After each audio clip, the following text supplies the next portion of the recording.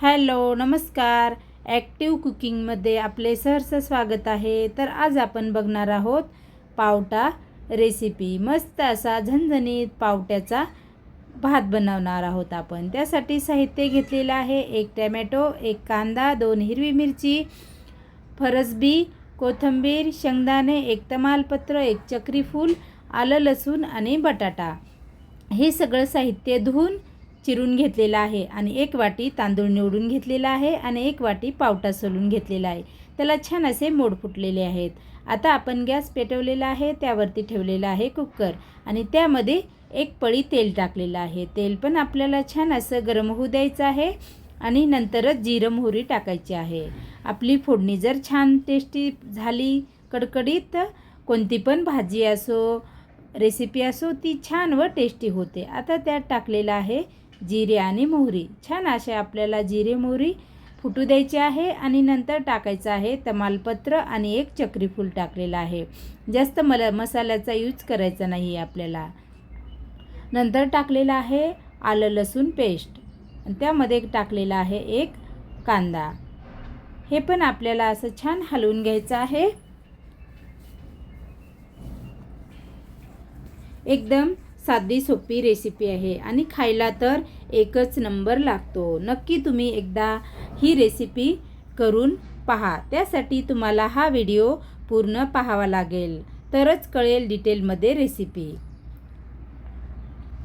आता टाकलेली आहे फरसबी टाकलेली आहे आणि छान असं त्याला हलवून घेतलेलं आहे.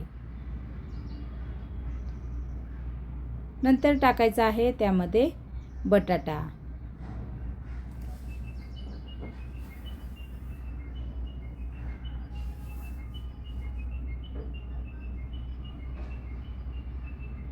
त्यात टाकलेले आहे शेंगदाणे. ते पण आपल्याला छान असे हलवून घ्यायचे आहेत. माझी ही रेसिपी कशी वाटली नक्की कमेंटमध्ये सांगा. जरूर एक लाईक करा, सबस्क्राईब करा. हा व्हिडिओ जास्तीत जास्त तुमच्या मित्रमैत्रिणींशी शेअर करा, जेणेकरून त्यांना पण नवनवीन रेसिपी बनवता येतील छान अशी घरबसल्या. ज्यांना येणार नाही ते सध्या इझिली आणि साध्या सोप्या पद्धतीत बनवतील. आता टाकलेला आहे टॅमॅटो, शेंगदाणे आणि पावटा टाकून घेतलेला आहे. छान असं हलवून घेतलेलं आहे. आता त्यात टाकायचे आहेत मसाले. आपल्याला टाकायचे आहे हळद, थोडासा कोल्हापुरी काळा मसाला टाकायचा आहे आणि गरम मसाला अर्धा चमचा आणि लाल तिखट अर्धा चमचा. आपण हिरवी मिरची कमी प्रमाणात टाकलेली आहे, फक्त 2 मिरच्या टाकलेल्या आहेत. सगळं आपल्याला छान असं हलवून घ्यायचं आहे आणि तेलाचा पण मी कमी यूज केलेला आहे. आता आपल्याला मोजून पाणी टाकायचं आहे. 1 वाटी तांदूळ आहेत आणि छोटी 1 वाटी पावटा आहे. त्यासाठी आपल्याला टाकायचे मोजूनच त्या वाटीने 3 वाट्या पाणी टाकायचं आहे आणि चवीनुसार मीठ टाकून छान असं हलवून घ्यायचं आहे. आता आपल्याला हे तांदूळ स्वच्छ 2-3 पाण्याने धुवून घ्यायचे आहेत.